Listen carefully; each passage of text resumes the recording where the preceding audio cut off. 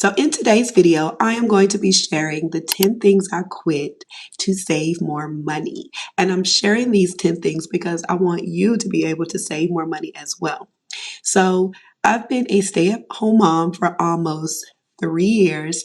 And prior to that, I worked a full-time job as an office manager that I had been at for about 20 years. And I was making a decent income. But it wasn't until last year that my husband and I quit these 10 things that we really started to make more money and to save more money.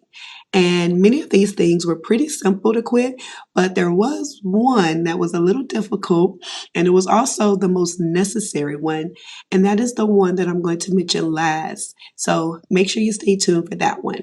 And please forgive my voice. I'm not losing it. I'm actually getting it back, so I'm just getting over a sinus infection, but let's get to this video.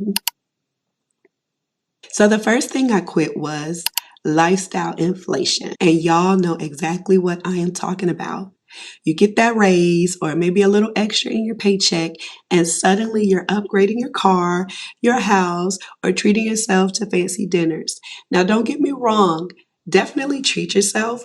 But if you're spending that extra income instead of saving it, you're going to end up in the same place financially before you got that raise. It's like running on a treadmill.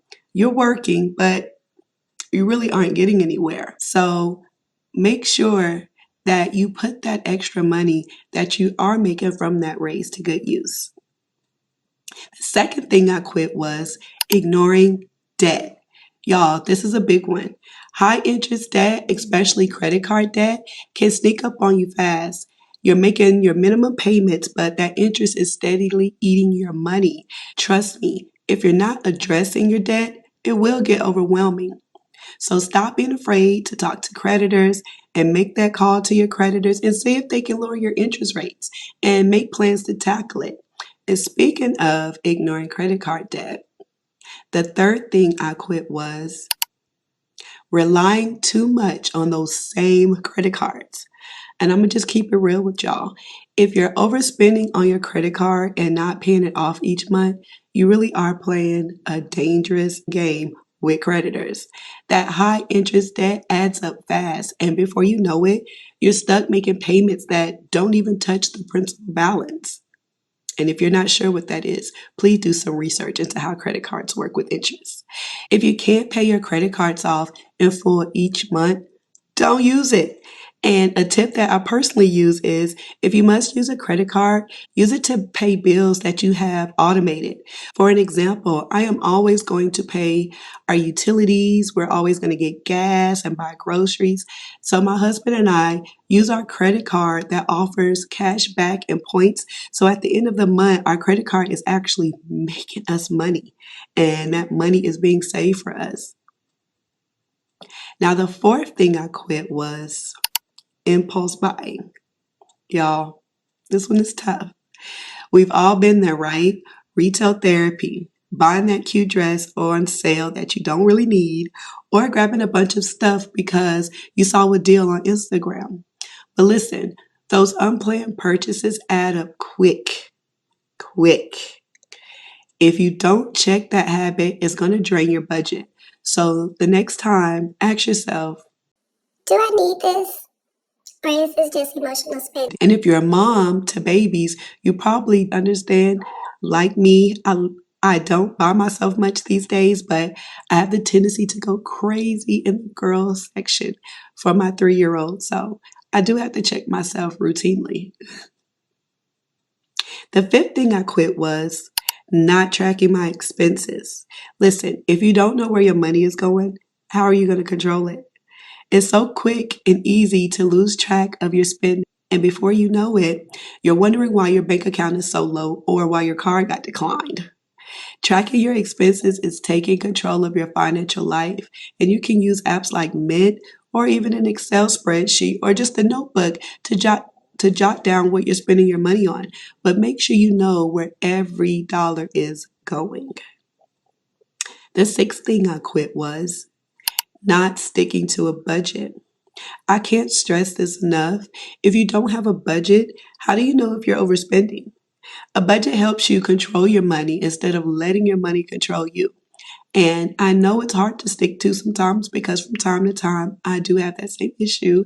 But once you make a habit out of budgeting, you'll start to see real progress. I make mine real simple.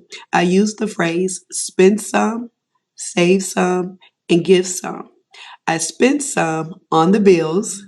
I save some for investing. And last but not least, I give some. And the give some can be things like tithes and offerings, or treating yourself, or just helping others in general. On to the seventh thing I quit, and that was not saving for retirement. Listen, I know retirement can feel like it's a long way off, but if you're not saving now, you're going to regret it later. And if your job offers an employer match on your 401k or retirement plan that they have, please take advantage of that. That's free money, y'all. Please don't leave it on the table. And if you're not employed, look into IRAs. The eighth thing that I quit was neglecting to invest. Now, saving money is great, but if you're not investing, you're losing out.